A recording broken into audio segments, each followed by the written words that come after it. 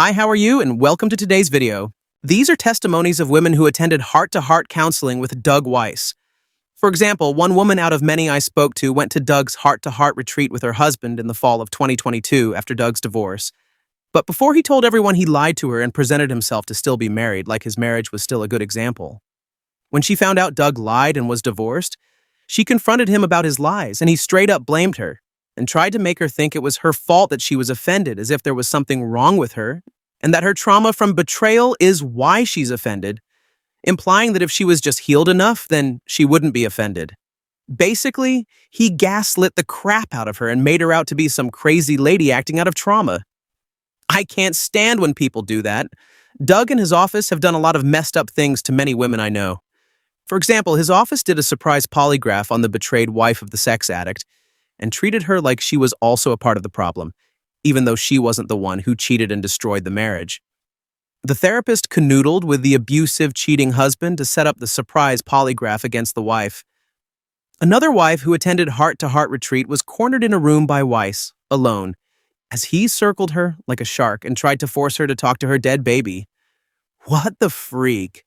That is none of Weiss's business and has nothing to do with why she was at the intensive or why her husband chose to cheat, lie, and abuse her. It was completely against the code of ethics. Doug is obsessed with sex and making sure victims continue having sex with their sex addict husbands, even if they don't feel safe to, since their husbands have lied, cheated, and abused them. Women should only have sex when they want to and feel safe to. Doug has made women sign sex contracts, promising they'll have sex X amount of times a week, and even used fear-mongering by telling women at his intensives that if they didn't have sex with their husbands, then they'd lose their husbands. Again, the husbands that chose to lie, cheat, and abuse. Doug also gave women homework to do chanting exercises. Here's what one woman said of her experience. Saw him in fall 2019. He has chants you are supposed to do for 1.5 to 2 hours each night. One of the chants is to repeat to your husband and vice versa. I want you sexually.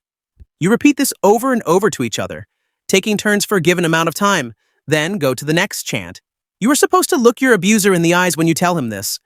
Doug tells betrayed victims on his website that sometimes there are roadblocks in this area, sexuality, and it is your duty as a sexual servant to heal this area of your being. Hooray! Weiss thinks women are sexual servants. Oh, and get this. If women don't feel safe having sex, then Doug often labels them as reactive intimacy anorexic, which according to Doug is an addiction. So basically, Doug pathologizes and blames women, the victims, for not feeling safe to have sex. Here, Doug tells victims on his website regarding reactive intimacy anorexia. Not having enough sex in your relationship may sound like a rather trivial issue. However, a shortage of sex threatens relationships like almost nothing else and deserves thought and attention. Like what? Not enough sex threatens the relationship almost like nothing else. Not the addict's choices to lie, cheat, and abuse her, but it's her not having enough sex with him that threatens the relationship like nothing else? Many couples pay thousands and thousands of dollars for his intensives and show up only to be told that they have to pay even more money for the books and materials that are required for the intensive.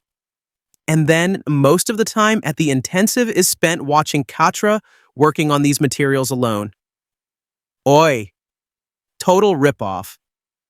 Doug Weiss is victim-blaming, though he claims he isn't since he still uses the 12 steps, uses codependency language, and again he labels some wives with reactive intimacy anorexia if they don't have sex with their husbands. Doug Weiss is also incredibly addicted to coddling. Doug's polygraphers at Heart to Heart, Pete and Chase, his son-in-law, aren't licensed polygraphers, which makes sense why so many men pass the polygraph at the Heart to Heart intensive, since the polygraphers have been asking sex addicts more than 4 questions per test for many years. The American Polygraph Association rules state no more than 4 questions can be asked per test, though they recommend 1 to 3 for best accuracy. When more than 4 questions per test are asked, it raises the error rate significantly, which means someone taking the test is more likely to pass while lying. Would he lie? He could have just easily not mentioned anything about his marriage.